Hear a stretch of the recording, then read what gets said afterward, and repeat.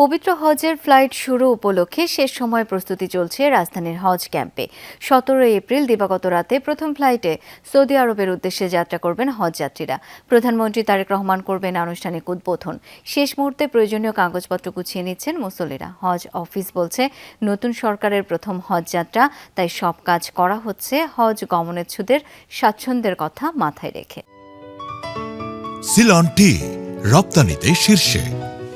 পবিত্র মক্কা মোনাওয়ারা তাওয়াফ করবেন, এই স্বপ্ন জাহাঙ্গীর আলম দেখেছিলেন বছর 10 আগে। অবশেষে সেই ক্ষণ এখন বেশ কাছে। শেষ মুহূর্তে গাইডকে সাথে নিয়ে যাচাই করে নিচ্ছেন প্রয়োজনীয় সব ডকুমেন্ট। তাদের এই কাফেলার সবাই হজে যাবেন প্রথমবার।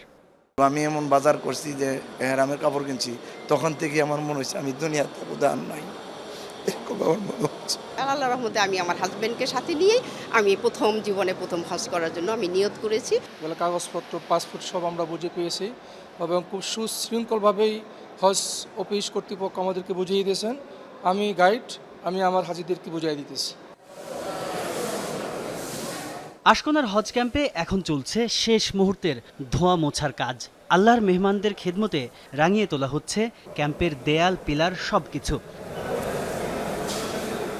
এই হজ ক্যাম্পে আসলে বা হাজিদেরকে দেখলে আমার হজে যাওয়ার জন্য একটা আলাদা আকুতি কাজ করে, আমার হজে যেতে ইচ্ছা করে। আমারও মাঝে মাঝে মনে জাগে যে আমিও হজে যাই, কিন্তু আমার তো গরিব মানুষ, টাকা নাই।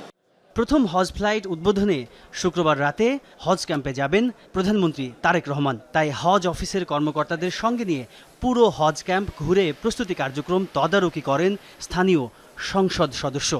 হাজিরা হলো আল্লাহর মেহমান। এই আল্লাহর মেহমানকে আমরা একটু মেহমানদারি করতে পারবো, সেটা আমাদের সৌভাগ্যের ব্যাপার।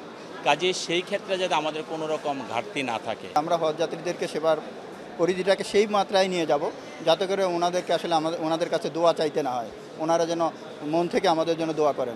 হজ agencies association of Bangladesh HAAB বলছে, সবার উদ্দেশ্য একটাই, তা হচ্ছে নির্বিঘ্ন হজ যাত্রা। যদি কেউ এরকম কোনো রকম সমস্যা তৈরি করার চেষ্টা করে, আমরা সম্মিলিতভাবে সেটি মোকাবেলা করব এবং হজযাত্রীরা যাতে তাদের নিবন্ধিত হজযাত্রী যতজন আছে প্রত্যেকে যাতে হজ করতে পারেন, হজে যেতে পারেন, সেটি আমরা নিশ্চিত করার চেষ্টা করব।